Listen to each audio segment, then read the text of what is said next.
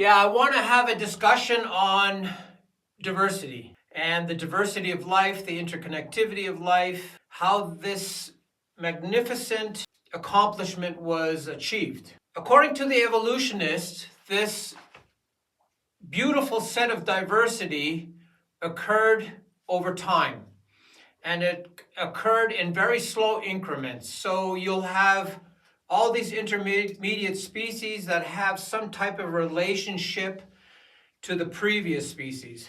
There is a little bit of a problem with that, and the problem is that in order to accomplish that perfect separation between species, you need a master plan. You need a plan on how you're going to make 80 different purple butterflies in a certain region in the Amazon, or how you're going to get a cow-like creature to turn into a whale, how you're going to get monkeys to evolve in such a way that they increase their intellect and become humans.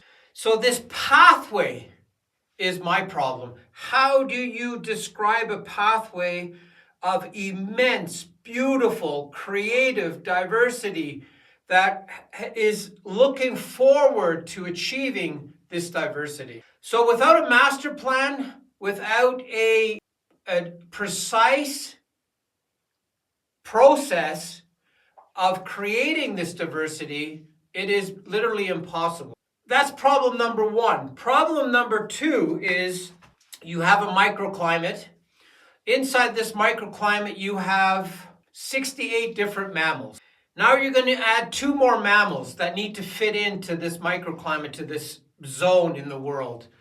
These 2 new mammal species brings it up to 71. So now you have to make sure that this new variety or new species can actually breed.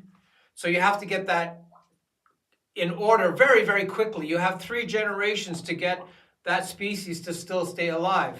So the breeding is a big problem. The sexuality, the reproductive forces, they all have to be working from the get-go. There's no time for, or very little time for that to be corrected or for it to work. It has to work almost immediately. Then you have to have a food source for this new species. Okay, if it's a little bit different than another mammal that lives in that area, then, plausibly it would eat the same type of food. So this interconnectivity of life is moving, and you need to slot in these new species into this moving process of interconnectivity. So a new species in a new location needs to be interconnective right away. And it has to be throttled, it has to be controlled, it has to be put in its place, so to say. It can't be destructive, it can't eat everything that's in that. It has to be well thought out and well planned. So if you look at every single thing in nature and every single thing with this interconnectivity and this diversity, and there is a force that is keeping all these beings in check, in order, in perfect harmony, and a random and unplanned addition of new species to any type of environment would be disastrous. The planning starts with building this creature. How do you build a new creature? Well, the only way you can do that is if you stick to the same parameters of this species, meaning that you do a plus 15. So you use the same car parts that make a GM car for the next GM car. You don't go and create a completely new car. That doesn't happen in any type of scenario. So the souls are using the foundation of what they have created to make new species. So it's not a complete makeover effect. It is a build on, build on, build on, build on, build on. So if you have all these new species showing up in a certain microclimate, there needs to be an adjustment period. There needs to be a rechecking. There needs to be a process where, okay, this species is supposed to get rid of this ant problem that we have. We have so many ants taking over this area.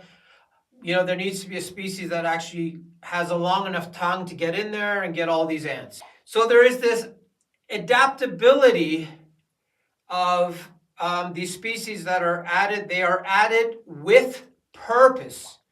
And what I mean by with purpose is there is a gap, there is a problem, there is an additional food source, there is a new area or a new microclimate that is opened up because the forest has now taken over an entire region. So these add-ons are coming after the fact. They are always introduced to nature as a benefit. And this idea of benefit requires planning. So if you make a giraffe with a long neck, there's an additional food source up high. If you make a symbiotic creature that lives on sharks and feeds off these bacteria and things that are on the shark, that's an opportunity. It's a symbiotic opportunity that is very hard to explain if it was random and without purpose. There are so many examples of this beautiful scenario where something shows up because there's a new food source, or something shows up because there's a new way of thinking. There has to be a movement from A to Z. And this movement is best explained if there is a master plan in place and there is a being that has done this before. There is a being that understands that diversity keeps everything alive. It's an understanding that you have to develop feeder species, you have to develop, the microorganisms in the soil. You have to do a complete package. You have to have an oversight. You have to have this master plan that starts from day one. It doesn't start after or after 2 billion years. It is from day one. We are going to improve the earth by adding oxygen to the earth. We're going to improve the soils. We're going to create all these microorganisms that do that job. We're going to create this simple life that dies off and actually creates soil. We're going to do all these things in prep of creating the most diverse planet you could ever imagine.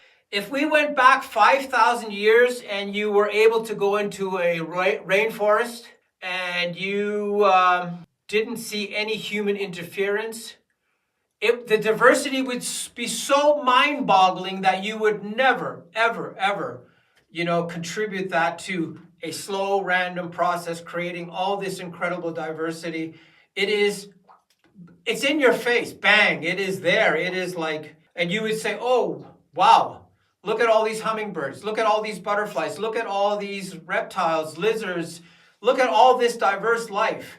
And it is cooperating with each other. It is working together. It is organizing itself that everyone has food, that everyone will become food, that the plant life and the animal life are feeding off each other, and everything is working in perfect harmony. That is a master plan. That is organized. That is complicated.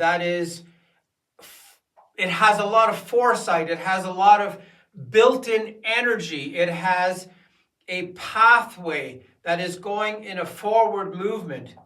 The human interference is a complete different story. It's a disaster. We are a disaster when we interfere with nature.